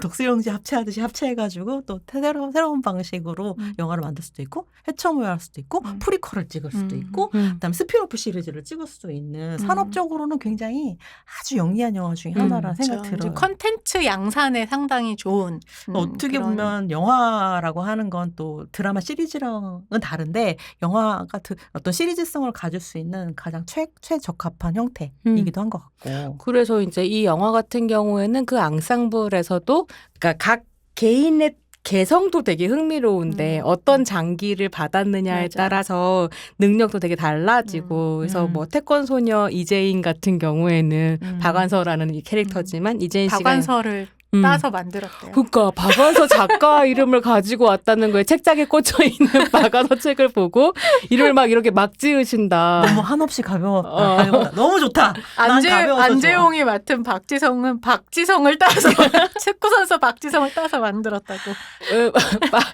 박지성은 패를 받은 캐릭터인데 그래서 그 패 활약이 되게 좋아지면서 장풍을 쏠 수 있게 맞아. 되거든요. 근데 박지성의 두 개의 패, 뭐 그치, 여기에서 그치. 두 개의 심장 왔다고, 막. 두 개의 심장. 그러니까 약간 이런 식의 이제 각각의 개성이 되게 흥미롭게 음. 드러나는데 뿐만이 아니라 캐릭터 간의 관계들도 잘 짜려고 노력을 되게 맞아요. 많이 했었던 것 같아요. 그래서 이재인과 안재용 캐릭터, 그러니까 박완서와 박지성 캐릭터가 처음 둘이 만나서 이제 서로 상호 구조도 하고 서로 도우면서 도대체 이게 무슨 일이 벌어진 건가를 찾아가는 이런 식의 우정을 쌓아가면서 동시에 유아인과 안재용은 혐관이 형성이 되죠. 그러니까 두 청년 남성이 자신의 거대한 비대한 자아를 서로 다투면서 이제 약간 서로 미워하는 것 같지만 결과적으로는 새로운 사랑이 싹튼다. 뭐 이런 식의 이제 관계를 또 꾸리기도 하고 이런 식의 관계 설정들이 좀 재미있는 것 같고요. 결과적으로는 신장을 받은 라미란이 가지게 되는 초능력이 작품에 되게 중요한데 전 이게 좀 재미있었어요. 그러니까 신장이라고 하는 게 몸 안에 이렇게 독소를 돌리고 그다음에 정화하고 이런 역할을 하는 순환을 맡는 장기이기 때문에 또 그 순환의 컨셉트를 잘 살려서 라미란의 초능력이 드러나게 되거든요. 그러니까 이런 각각의 것들이 좀 재미있었다. 곡이 잘 살아있는 앙상블이다.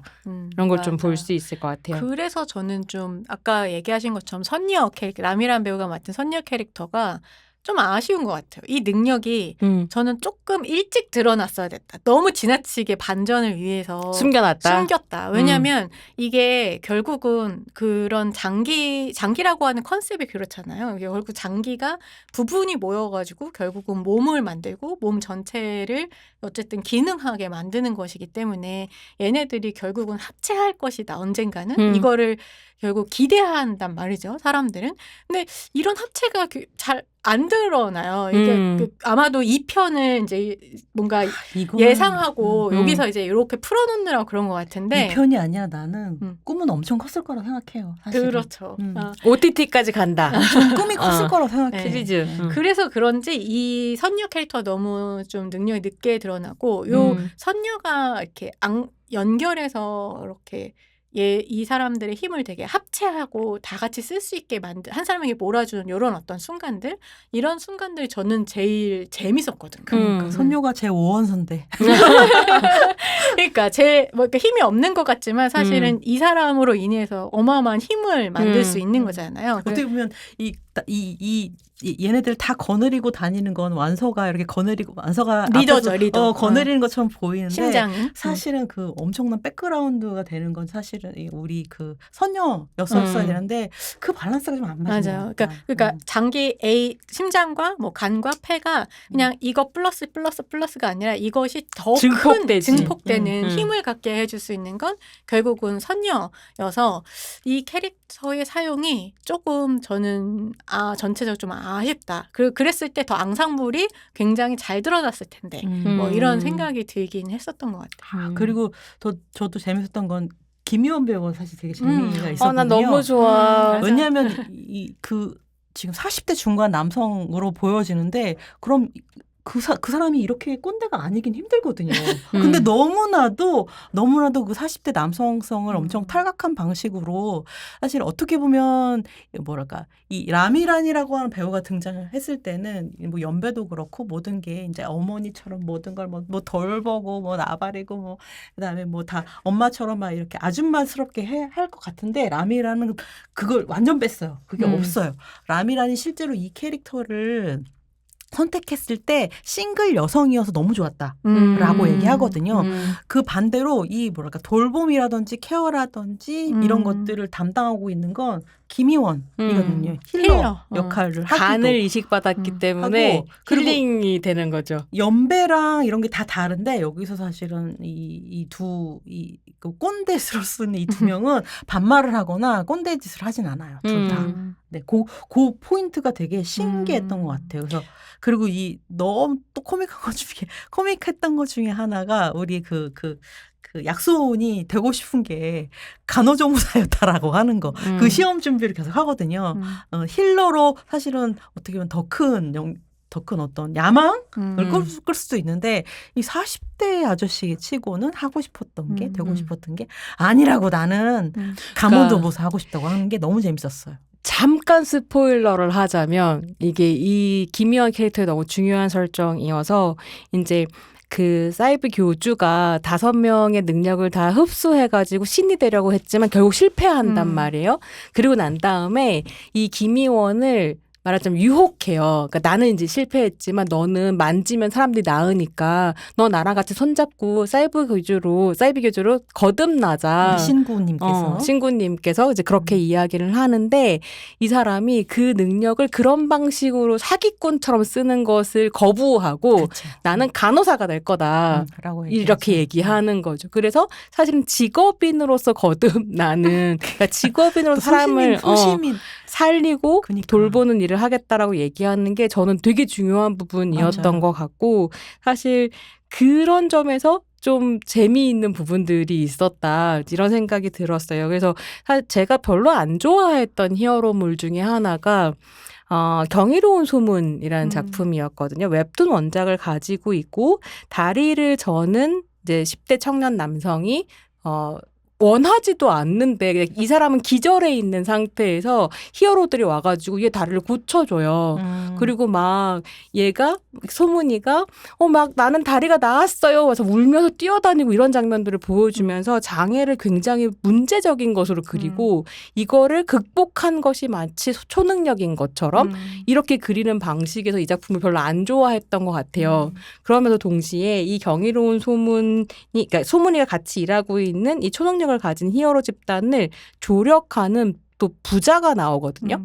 그래서 초능력자들이 뭘 해결을 못하면 데우스 엑스 마키나처럼 부자가 뚝 떨어져. 그래서 돈으로 막 해결해. 내가 돈 많은데 너희들 어떡할 거야. 뭐 이런 식으로 문제를 해결하고. 네가 맨날 하는 거잖아요. 아니 무슨 말이야. 내가 그 정도 돈이 있었으면 우리가 무슨 얘기야. 당황했어. 아니 그래서 그런가 보다. 내 자기 어머니가 돈으로 모든 걸 해결하고 싶은데 돈은 없고 근데 걔가 하니까 싫은가? 어쨌든 근데 나도 하고 싶단가? 그런 식의 어떤 태도 같은 것들 되게 싫어함과 동시에 각각의 그 히어로들이 가진 초능력이 되게 진부하다고 생각했어요. 그래서 이 경이로운 소문에서는 힐러를 염혜란 씨가 연기하거든요. 염혜란은 너무 좋은 배우죠. 근데 또 그 어머니로서 그러니까, 요리하고 돌보고 거야. 낫게 해주고 막 이런 거 그게 근데 이 작품에서는 김희원으로 바뀌었다.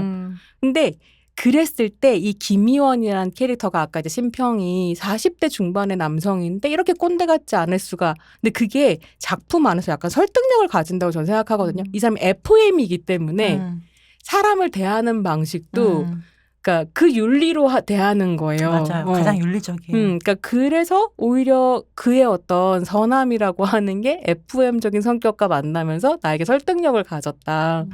김희원 배우 너무 좋아요. 네, 이게 강영철 영화 좀 이렇게 생각을 다 해보니까, 그러니까 아까 이제 되게 다양성 뭐 이런 이야기도 되게 많이 했었는데, 그러니까 세대도 다 다르고 직업도 다 다르고, 그러니까 기본적으로 소시민이고 이제 그 적으로 예상되는 사람들은 뭔가 부자이거나 이제 이런 여기서는 뭐 그렇긴 한데 이들이 친구를 맺는 방식이 좀 재밌긴 한 것 같아요. 그러니까 항상 차이가 엄청나게 있음에도 불구하고 어떻게 친구가 될 수 있는가. 이게 한국 사회에서 되게 드문 거거든요. 왜냐하면 한국 사회는 동갑이어야 되잖아요. 기본적으로 친구라고 얘기할 수 있으려면 뭐 학력 뭐 하여튼 그냥 무조건 나이야. 근데 1차적으로는 그래서 동갑이 아니면 그럼 우린 그냥 뭐 나이 같아요. 그럼 우리 친구네 뭐 이렇게 되는 이상한 어떤 문화가 있잖아요. 근데 지금 이제 이 영화도 그렇고 뭐 스윙키즈도 그렇고 뭐 조금 써니는 다르긴 하지만 사실 과속 스캔들도 생각해 보면 굉장히 이게 가족 중심으로 생각되지만 사실 가족을 벗어난 다른 사람들 조력을 막 되게 많이 해주거든요. 그래서 이 굉장히 차이가 있고 그리고 가족이 아닌 사람들이 어떻게 뭐 꼭 가족이 되는 게 아니라 사실 되게 가족 같은 어떤 그런 친구가 되는가. 그러니까 일종의 친구를 맺는가. 조립 공동체 같은 느낌이 들어요. 그런 좀 생각이 조립 돌봄 공동체. 그러니까 이 가족이라 또 전체적으로 가족이라고 하는 테마로 강영철 얘기를 해보면 사실은 강영철은 해체된 가족, 그다음에 우리가 정상 가족이라고 하는 것의 범주를 벗어나는 것에 늘 관심이 있었던 것 같아요. 보면 여기서도 보면 또 우리가 뭐 여기에 있는 가족들도 사실 정상적인 형태를 가지고 있는 가족은 거의 없죠. 부녀 얘기를 조금 이따 하려고 하는데 그 전에 사실은 우리가 더 얘기를 해볼 건 뭐냐면 이 영화에서 그러면 한국형 히어로물이라고 하는 게 가능하냐. 그리고 또 강영철 감독이 좋아하는 여성 주인공을 앞세우는 그러니까 특히 여성 영웅이라고 하는 것이 가능성을 갖고 있냐라고 하는 얘기를 더 해볼 수 있을 것 같아요. 이 영화가 아까 조평이 처음부터 얘기했던 것 좀 좋았던 건 뭐냐면 우리가 알고 있는 대부분의 히어로물이라고 하는 건 뭐 MCU 마블로 얘기를 할 수가 있겠죠. 뭐 신탁을 받았다든지 뭐 태생적으로 점지된 게 있던다든지 뭐 이런 식으로 아니요 무슨 군수 회사에 엄청난 부자여가지고 막 심장을 갈아 낀다든지 그렇죠. 그런 게 있잖아요. 그래서 근데 이 주인공은 모두 신체적으로 특히 문제가 많았고 람이랑 같은 경우는 정신적으로도 결함이 있었던 이 사람들이 굉장히 우연적으로 죽으려고 하는 순간 우연적으로 영웅이 돼서 또 이렇게 뭐랄까 이렇게 주변에 있는 어떤 사건들 그러니까 일반인들을 이렇게 구해낸다라고 하는 점이 굉장히 흥미로웠던 것 같아요. 누가 영웅이냐, 어떻게 영웅이 되냐라고 하는 걸 일반적인 신화나 영웅 서사에서 벗어난 점들이 굉장히 흥미롭죠. 그리고 또 근대 영웅이라고 생각하면 또 민족주의나 국가주의에 막 취해가지고 막 그렇게 영웅이 되는 경우들이 많잖아요. 그렇지 않았던 점이 너무 흥미로웠다. 어떻게 보면 21세기에 이렇게 한국형 초능력이라고 하는 거 좀 가로치고 이런 영웅물의 가능성에 대해서 얘기를 해볼 수도 있을 것 같아요. 근데 이제 초능력을 가진다고 해서 모두가 영웅이 되는 건 아니잖아요. 그쵸. 늘 언제나 또 초능력을 가진 다음에 영웅이 되기를 거부하는 이제 이 포스트 모던 영웅들의 서사가 지금은 훨씬 더 지배적이고 그래서 이제 이 사람들도 어떻게 보면 이제 왜냐면 영웅이라고 하는 것은 그냥 초능력을 단순히 갖는 게 아니라 결국 타인을 구해야 되는 거예요. 타인을 구하든 뭐 세계를 구하든 뭐 우리 마을을 구하든 뭔가를 구해야 하기 때문에 이 타인과의 관계 속에서 결국은 그러니까 일자 관계가 아니라 이자 관계가 되고 그리고 이제 전체적인 어떤 타자와의 관계를 설정하게 되면서 성장하게 되는 뭔가 공적인 사고 방식을 유아인이 뭐 아무래도 더 대표적인 그런 캐릭터일 텐데 뭐 그런 어떤 사고 방식을 갖게 되는 뭐 그런 부분들이 이 영화 안에도 좀 재미있게 서사화가 그거는 좀 빌드업을 되게 잘 하고 있다라고 하는 생각이 드는데 사실 저한테는 아까 계속 이제 아픈 사람 뭐 이런 이야기를 했었는데 오히려 이 영화보다 이 아프고 취약한 초능력 가진 사람들을 어떻게 캐릭터화할 것이냐라고 이야기한다면 얼마 전에 이제 천우희와 장기용이 주인공으로 나왔던 나는 히어로는 아닙니다만이라고 하는 드라마가 훨씬 더 급진적이었던 것 같아요. 제가 그 드라마를 다 보진 않았는데 대략의 어떤 몇 편과 안 보고 늘 다 보진 않아. 안 보고 얘기하는 설정만 봤는데 근데 설정이 정말 재미있었어요. 훨씬 더 급진적이었어요. 그래서 초능력을 가지고 있고 오히려 되게 사회에서 다 초능력을 갖고 있기 때문에 다 알려진 거예요. 이미 일종의 셀럽이 돼버렸는데 각각의 현대인들의 그 병을 앓고 있는 거죠. 우울증이라든가 뭐 아니면 뭐 초고도 비만이라든가 그래서 더 이상 자기가 갖고 있는 그 초능력을 쓸 수 없게 된 일종의 영웅들에 대한 이야기거든요. 그래서 그 영웅도 결국은 여기는 이제 치유돼서 이제 완벽한 어떤 몸과 신체와 어떤 정신을 갖게 되면서 성장하게 되는 이야기라고 한다면 이제 그거는 오히려 어떻게 영웅마저도 초능력을 가진 영웅마저도 현대 사회가 병을 앓게 만드는가, 병을 갖게 하는가라고 하는 그런 좀 설정을 갖고 있어서 이제 그런 어떤 급진적인 설정에 비하면 요거는 살짝 조금 근데 나는 하이파이브가 그 취약성을 다 극복했다라고 얘기하고 있지는 않은 것 같아요. 아마 이제 이게 시리즈로 계획됐으면 더 그럴 수도 있겠지만 여전히 그 취약함이 그러니까 새로운 장기를 얻어서 신체적으로 건강해진 것처럼 보일 때에도 계속 과거의 그 기억과 경험들 안에서 그리고 그 내 정체성은 이미 그 병과 함께 형성되어서 함께 살아왔던 거기 때문에 계속해서 취약함으로 돌아오고 이미 나 안에 있는 것으로 그리고 있었던 부분도 있었던 것 같아요. 그런 것 같네요. 그래서 사실은 이게 장기를 나눠 가졌기 때문에 조립될 수 있다라는 게 중요해요. 서로가 서로의 취약성을 보완해 줄 수 있게 되니까. 근데 그거를 이제 그 사이비 교주는 다 자기 몸 안으로 흡수해 버림으로써 영생하려고 했던 거니까 그건 결국 실패해 버리는. 체장을 갖고 있는. 실패하게 되는 그런 점은 또 조금 다르지 않은가? 이런 생각이 드네요. 네. 얘기를 뭐 많이 못한 것도 우리 있기도 태권 소녀 하고. 얘기 못했구나. 네, 이재인 얘기도 못했고 지금 안나푸르나 얘기 안나푸르나 얘기도 못했고 좀 마무리를 해야 될 것 같은데 못했고 마무리를 해야 될 것 같은데 못했지만 마무리해야 될 것 같은데 안나푸르나는 한번 다음 기회에 맞아요. 안나푸르나가 뭐냐면 이 영화 제작사고요. 빅토리도 제작했었던 데고 그래가지고 그리고 강영철 감독하고 쭉 계속 작품을 계속 기획했던 그런 제작사이기도 한데 이 영화에서 또 재밌었던 게 또 뭐냐면 메인 주인공이라고 할까 빌런도 부녀로 설정을 하고 그 다음에 또 우리의 그 태권 소녀도 부녀 설정을 해가지고 아버지와 딸 관계로 이 메인 캐릭터들 설정을 해준 다음에 그리고 엄마의 부재라고 하는 또 강영철 작품의 공통적인까지는 아니고 과소스캔들에도 근데 과소스캔들은 박보영이 엄마니까. 그렇죠. 근데 이제 차태현의 아빠니까. 그치. 그러니까 부성이 되게 중요한가 보다. 전체적으로 근데 또 그런 남성성이 되게 강조되긴 하는 것 같아요. 그 남성성을 좀 어떻게 보면 이런 표현이 좋은 건지 모르겠지만 남성성을 교정한다던가 보완하고 싶은 욕망이 강한 건가? 이런 생각을 좀 했거든요. 이렇게 전통적이고 유교적인 방식, 가부장적인 방식, 남성 중심적인 방식이 아니라 그런 방식이 아닌 방식으로 부성을 좀 교정하고 싶은 것이 아니냐. 그래서 글쎄 엄마 캐릭터를 완전 지워버리는 것에서 장점이라고 한다면 그런 정도로 구원해낼 수 있지 않을까? 좀 그런 생각을 좀 했던 것 같아요. 여러분들은 그거에 대해서 좀 생각해 보신 것들이 있는지. 저 같은 경우는 이게 제가 한국 영화의 큰 흐름을 보는 하나의 관점이 있잖아요.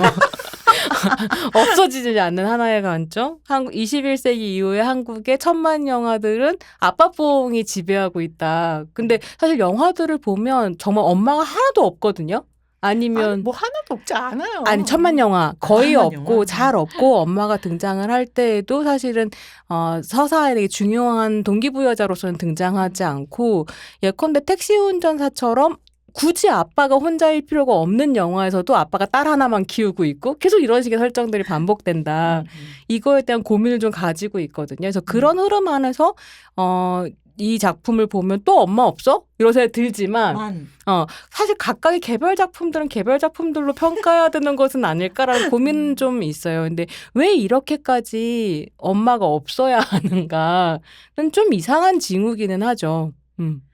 엄마를 그리지 못해도 아빠를 교정하겠다는 욕망을 나는 읽었다라고 말씀드리는 거예요. 근데 저도 좀 이 작품은 그 흐름 안에서 읽기에는 좀 모호하다고 생각하는 게 왜냐면 이제 강영철 감독 영화의 전반적인 남성성을 특히 이제 주인공들의 남성성을 생각해보면 스윙키즈도 마찬가지고 어쨌든 마초적이지 않은 어떤 다른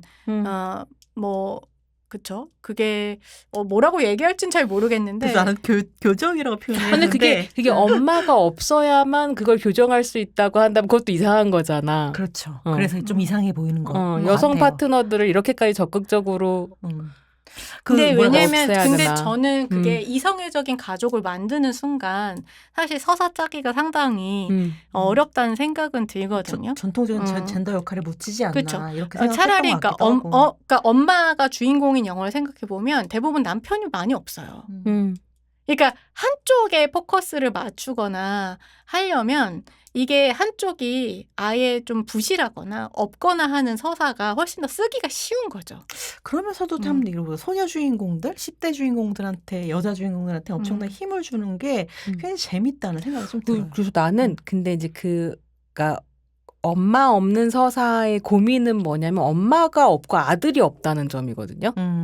아빠랑 딸만 있다. 아빠랑 딸만 어. 있어요. 이게 아빠랑 너무 아들이 있으면 싸워야 되잖아. 아빠 죽여야 아들이 살 수 있으니까. 살 수 있으니까. 그런 상상적으로 우리는 왜 못 넘어설까 뭐 이런 질문들을 근데 좀 하게 되죠. 이 집 딸들은 음. 아빠를 돌봐요. 궁극적으로는 사실은. 이 집 그게 딸들은. 뭐 어디나 다 아빠가 딸을 구하고 딸은 아빠를 돌보고 뭐 이런 식 아니겠어요? 응. 네. 네. 마무리를 어쨌든 시간상으로 네가 무슨 얘기를 하든 마무리하겠다라고 하는 욕망을 네. 네.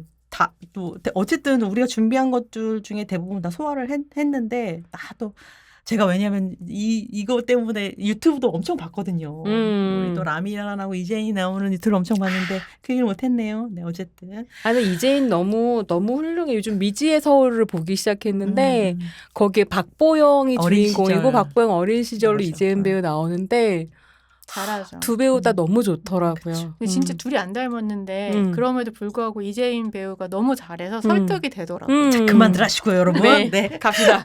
네, 오늘도 역시나 할 얘기를 다 못했지만 마무리를 해야 되겠습니다. 네, 어쨌든 매주 구독자가 늘고 있어가지고 너무 감사합니다. 제가 하루에 3번씩 들어가서 근데 보거든요. 대본에 이미 써져 있어. 오늘도 할 얘기 다 못했지만 그만하자. 그럴 것 같았거든. 아 웃겨. 어쨌든 여러분 일주일에 3명씩 여러분 이 좋은 팟캐스트 영업해 주시면 좋겠네요. 우리 팟캐스트 38페이지는 팟빵 그다음에 아이튠즈에서 만날 수 있습니다. 유튜브 통해서 많이 보시는데요. 유튜브에서는 프로젝트 38 검색하면 녹음실에서 웃고 떠드는 손조심까지 함께 보실 수 있고요. 각각 여러분들 편한 플랫폼에서 좋아요, 댓글, 구독, 알림 설정 요거 해주시기 바랍니다. 이게 우리 채널과 우리 팟캐스트 성장하는 데 굉장히 필요한 작업들이더라고요. 해주시면 좋을 것 같고요. 심지어 한 주에 2개씩 올려달라는 구독자를 만났다는 손평 얘기가 있었습니다.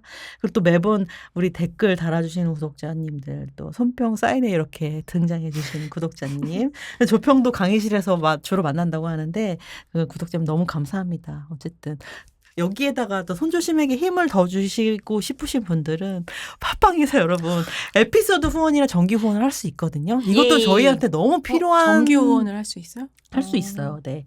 그래서 또 38페이지랑 같이 협업하거나 또 광고하시고 싶으신 출판사라든지 뭐 극장이라든지 뭐 다양한 뭐 연구 뭐랄까 기관이라든지 사설 기관들 네.